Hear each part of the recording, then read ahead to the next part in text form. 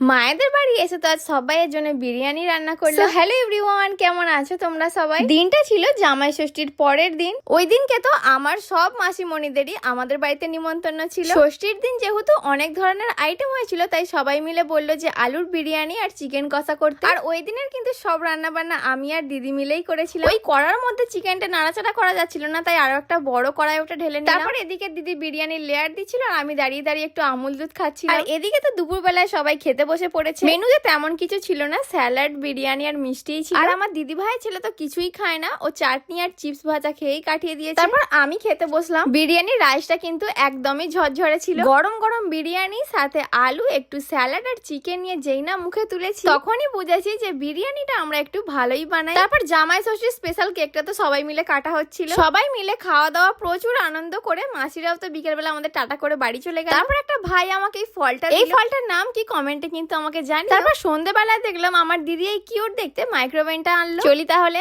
Tata.